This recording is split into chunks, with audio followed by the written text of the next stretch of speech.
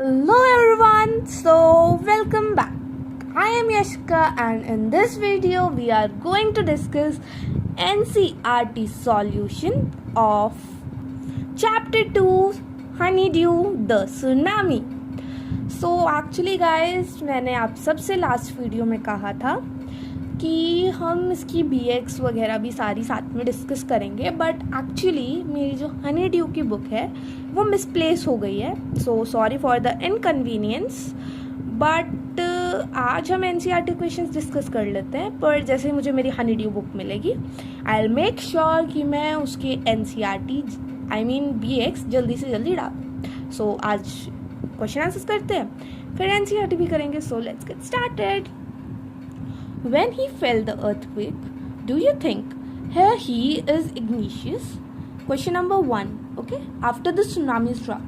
तो ये क्वेश्चन काफ़ी बड़ा है, मैंने इसे शॉर्ट फॉर्म में लिख रखा है. And as I told you before, I don't have my NCERT book, so sorry. Let's read the answer. No, I don't think the Ignatius was immediately worried about the tsunami. Actually question था कि जब igneous को earthquake fail हुआ था, क्या उसे तुरंत ही पता चल गया था कि सुनामी आने वाली. उसने अपना टीवी सेट नीचे रखा और वगैरह वगैरह. सो अकॉर्डिंग टू मी उसे नहीं पता चला था कि सुनामी आने वाली, because if they knew about that so they had hide in their house in place of going out. His wife woke him up at 6 a.m. because she felt an earthquake. This sentence shows that the family did not have time to discuss a plan. One more question stuck कि क्या उनके पास plan discuss करने का time था. So actually इसमें हम एक और लाइन भी लिख सकते हैं कि वो घर में ना छुप कर किसी सेफ जगह पर जाते, बाहर जाने से ज़्यादा कहीं हायर प्लेस पे या सी से दूर भागते. बट वो लोग सिर्फ बाहर जाके खड़े हो गए थे कि अर्थक्वेक आया है तो उनके ऊपर कुछ नहीं गिरेगा. So I think so this answer is correct, but if you have any other please comment down below. So let's move to our second question. What are the different ways in which Tilly's parents could have reacted to her behavior? What would you have done if you were in their place? Once more, please don't react on my handwriting. I know it's not so good. So, okay, continue. तो क्या different ways है Tilly के जो parents हैं वो behave करते उसके behaviour पे, जैसे वो चिल्ला रही थी, और अगर आप वहाँ होते तो आप क्या करते. It's actually an interesting question. NCERT 8th की तो काफ़ी इंटरेस्टिंग है, believe me. Tilly's parents could have ignored her behavior or scolded her for behaving like this. Tilly के पेरेंट्स ने या तो उसे इग्नोर कर दिया होता कि कोई बात नहीं, बच्ची है, 10 साल की छोटी सी बच्ची, बहुत सारे इंडियन पेरेंट्स तो करते हैं, या फिर उसको डांट देते कि ऐसे पब्लिक साइड पे तुम ऐसा क्यों बिहेव कर रही है, तुम्हें ऐसा नहीं करना चाहिए. और if I was in their place, अगर मैं उनकी जगह होती, I would listen to her and try to understand her behaviour and intentions like her parent. Actually ये लाइन मैंने लिखी, बट प्लीज़ आप ये सेंटेंस कॉपी मत कीजिएगा.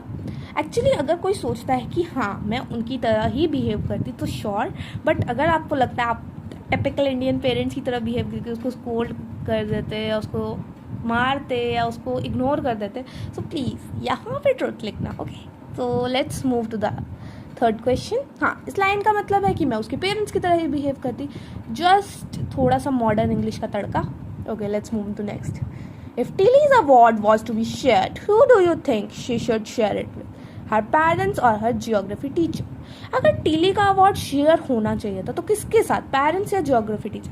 अगर आप गूगल पे इसकी NCERT चेक करते हो तो यहाँ पर आता है जियोग्राफी टीचर, बट मैं थोड़ा पता नहीं कौन सी साइड चल रही हूँ, अलग ही सोचती हूँ. मेरे हिसाब से दोनों के साथ शेयर होना चाहिए, क्योंकि actually I will give the reason. Geography teacher का रीज़न अगर आप कहीं पूछोगे, जो टीचर्स भी स्कूल में NCERT कराती हैं वो भी जियो टीचर रखवाती हैं, क्योंकि अगर वो नहीं पढ़ाते तो शायद वो टिली आज जिंदा भी नहीं होती. But according to me both of them are responsible and both of them actually what should I say, I don't remember that word, पर हाँ वो दोनों उसके कैपेबल हैं उसका अवार्ड शेयर करने के. सो उसके पेरेंट्स और जियोग्राफी टीचर दोनों के साथ, क्योंकि दोनों ने इक्वल हेल्प दिया. आप यहाँ पर एक और लाइन भी लिख सकते हो कि that geography teacher teached her, so she might used it, she used it actually, and her parents listened to her. They didn't scolded her or ignored her. So actually both of them are capable. Let's move to our next question.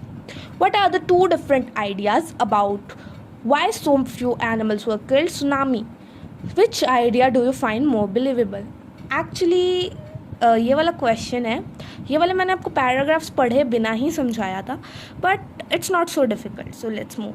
The two different ideas about why so few peoples were killed, few animals were killed are: animals has sixth sense, that I told you in the video before कि animals के पास एक sixth sense होती है, but scientists didn't believe.